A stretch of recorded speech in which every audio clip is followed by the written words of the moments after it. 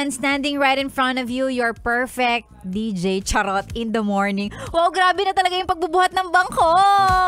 Sexy Megan pa rin po ang inyong kasama. Welcome back sa radio show ninyong walang title pero may beautiful DJ. Hatid ang ating topic for today, which is mga bagay na napapasabi o mapapasabi ka na lang ng, uy, sarap sa ears. Yan.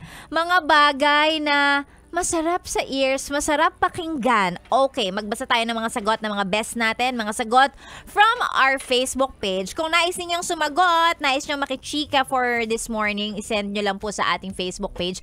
Mas maganda kung sa Facebook page ko na lang, Sexy Megan, para madaling mabasa. Okay, sabi ni Rona, sa akin, Sexy Megan, kapag tapos na po kaming kumain, tapos sasabihin ng kapatid ko, ate, ako na maghuhugas. Uy, sarap sa ears, 'di ba? Lalong-lalo na, alam mo mas masarap 'to kapag alam mo na yung kapatid mo na 'yon, nuknukan ng katamaran, 'di ba? Minsan mo na nga lang uutusan, siya pa galit. 'Di ba? May mga ganun may mga ganun tayong kapatid.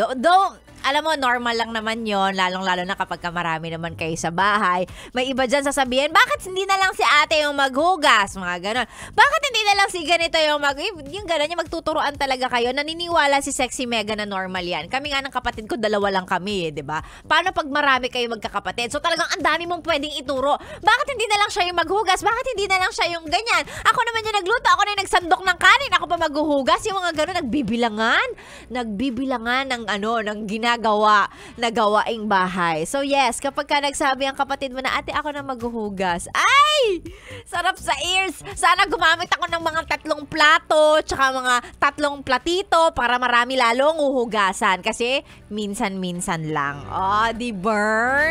Oh, eto. Sabi naman ni Jade, kapag daw yung kaibigan mong kuripot finally ang nagsabi sa inyong kainan o sa inyong night out na sagot niya na ang drinks or kahit anumang snacks for everybody. Uy, sarap sa ears. Yes! Yung mga kaibigan nating always kuripot, tapos biglang out of nowhere, all of a sudden biglang, uy, sige, sagot ko na to, akin na to. What? Friend! Ikaw ba yan? There's something wrong with you. Mga ganon, diba? Masarap talaga sa ears yan. Lalong-lalo na anything that's free. Diba? Pag sinabi ko, hindi libre na yan. Ay, sarap. Ano ba yan? Diba? Parang, ay, sarap sa ears. Sana lagi. Sana always. Ganon. Ayan, mga moments, mga bagay na mapapasabi ka na lang ng, uy, sarap sa ears. Alam niya, pag nagsi 7-Eleven kami ni Tolits, tapos wala akong cash, tapos sasabihin niya, uy, hindi, akin na to, libre na kita. Uy, sarap sa ears! Sana lagi ako walang dalang cash. Para mahihiya si Tolits magpabayad kasi minsan 20 lang naman yung binili ko, mga ganon. Alangan naman, di ba, papabayarin niya pa rin ako, papabayad niya pa sa akin. So, di ba, yung mga ganong moments, ang sarap sa ears. Ayan, yung mga ganyang moments ninyo po, sige lang, go, isend nyo sa ating Facebook page and then later on, magbabasa pa tayo ng mas marami pang sagot. Sexy Megan po, ang inyong kasama all the way until 9 a.m. ngayong beautiful Tuesday morning sa stasyong nakakayang, nakaka-fresh 101.1. Yes, the best. Here's Lady Gaga.